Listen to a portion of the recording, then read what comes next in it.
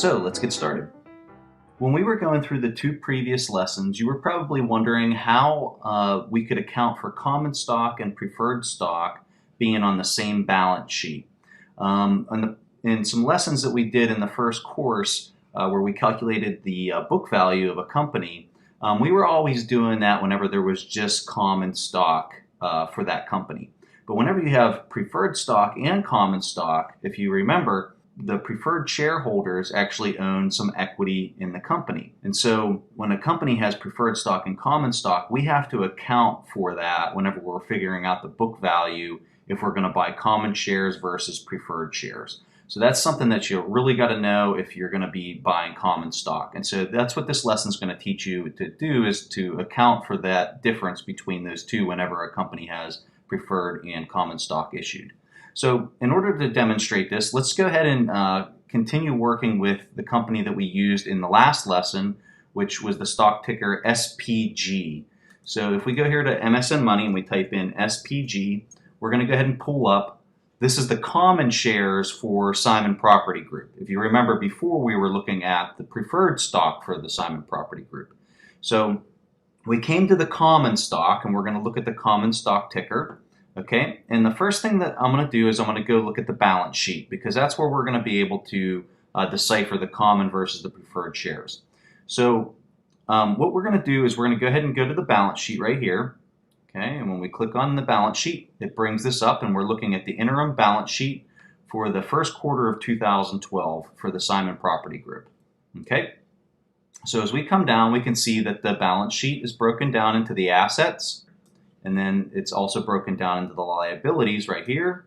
And then the difference between the assets and the liabilities is our total equity, which that number is right here. Okay, so before, when we wanted to figure out the book value of a company, all we did is we took the total equity of the company and then we divided it by the total common shares, and that gave us our book value. As you look here on this balance sheet, if that's how we were going to do it, and let's just assume that this company had no preferred stock, it just had common stock. What we'd do is we'd take that 6,000, and I'm going to go ahead and do my math over here in Excel. So what we're going to do is we're going to take that 6,06077.91, and we're going to divide that by the total common stock, which is the 303.1. Okay, so we go 303.1. And we hit enter. Okay, and you can see our result came to be $20.05. So a lot of people who might not have a lot of depth in this field where you're calculating the book value of a company might come in here and quickly figure out the book value to be $20.05. But that would be wrong, because when you look at this balance sheet, you can see that we have the common shares outstanding listed at 303.1, and then you have the total preferred shares outstanding listed as 0.8. Okay, so that 0.8 is not being accounted for right there, and so that book value of $20.05 is wrong. Okay, now let me show you something why you've got to be careful whenever you're using the numbers that MSN or any one of these, Google or Yahoo or whatever, when they're telling you ratios and they're telling you numbers, you got to be real careful if you're not the one who's actually doing the math from the balance sheet or the income statement or whatever the case might be. So I'm going to show you what MSN is showing the book value for this Simon Property Group as. And just so you know, Simon Property Group isn't a stock that I'm recommending by all means. It's just a stock that we're using because it has preferred shares. So when we go here to the financial highlights, let's go ahead and click on that. And as you can see right over here, the book value is listed as $20.05, which is exactly what we just calculated. So the calculation that's being done here is wrong, okay? And so if you were just going to look at that quickly and not actually go into the balance sheet and do the math, you would be misled as to what the book value of this company actually is. So let's go ahead and figure out what the book value really is for this company. So in order to do that, we're going to have to pull up what's called the 10Q. Okay, and that's the quarterly report that the Simon Property Group would have to file with the federal government in order to do their taxes. So let's pull that up, and what you do is you go in here, you see where it says SEC filings. Okay, we're going to go ahead and click that. and it pulls up all the documents that the Simon Property Group has filed. It has the date received right here.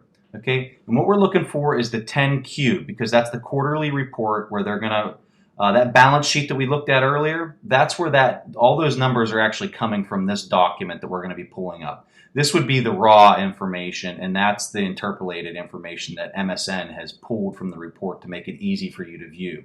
Okay, so when we go into that 10Q report, let's go ahead and pull that up.